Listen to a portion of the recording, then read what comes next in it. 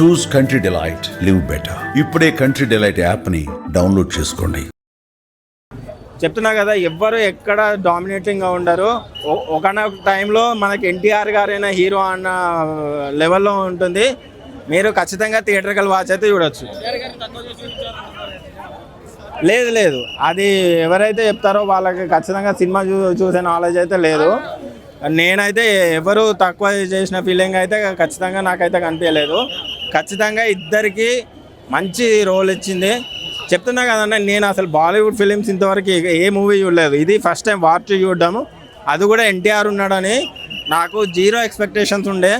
కానీ నిజంగా చెప్తున్నా, ఫుల్ సాటిస్ఫాక్షన్ తోటి సినిమా బయటకు అవుతుంది.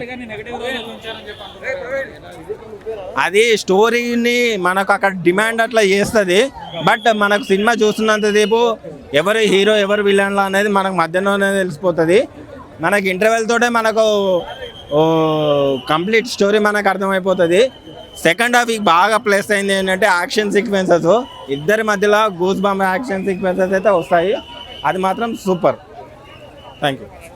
ఫైట్ సీన్స్ కానీ యాక్షన్ సీన్స్ కానీ అవే మెయిన్ సినిమాలో.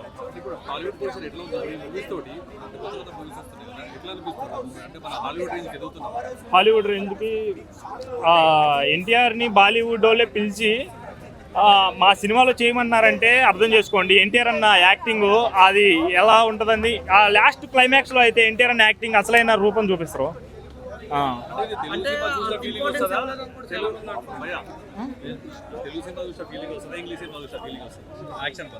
లేదు, నాకు యాక్షన్స్ మూవీ మన ఎన్టీఆర్ అన్న రితిక్ రోషన్ అన్న అయితే తెలుగు మూవీ లాగే ఉంది. కానీ యాక్షన్ సీన్స్ అయితే హాలీవుడ్ లెవెల్లో ఉంటాయి. ఎలా అనిపించింది వార్ 2 అన్న?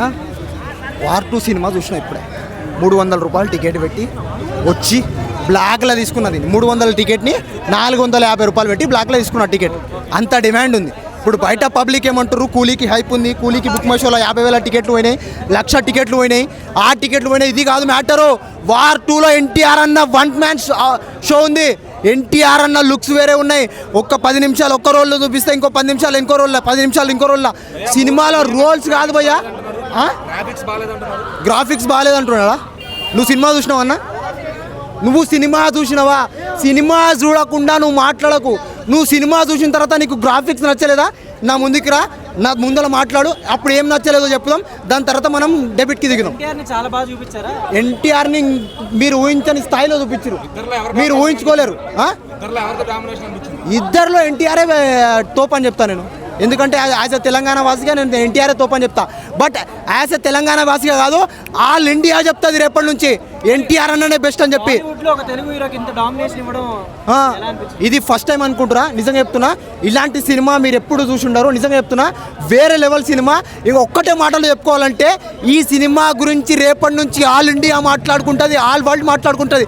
ఈ సినిమాకి వరల్డ్ రికార్డు వస్తుంది, ఇంకొకటి బహుమతి వస్తుంది, మంచిగా నేషనల్ అవార్డు కూడా వస్తుంది ఈ సినిమాకి వస్తుంది. ఎందుకంటే ఎన్టీఆర్ అన్న లుక్స్ ఆ విధంగా ఉన్నాయి. చెప్పన్నా, ఎలివేషన్స్ రితిక్ రోషన్కి ఏం పడలేదన్న. నేను రియాలిటీ మాట్లాడుకుంటా. రితిక్ రోషన్కి పడలేదు. ఎన్టీఆర్ అన్న వాకింగ్ స్టైల్లోనే ఎలివేషన్స్ ఉన్నాయి. సినిమాలో ఎంట్రీ సీన్ ఉంటుందన్న, అలాంటి సీన్ ఇప్పటివరకు చూసి ఉంటారు. నిజంగా చెప్తున్నా, ఆ సీన్ ఉంటుందన్న, గూస్ బంప్స్ వస్తూ ఉంటాయి.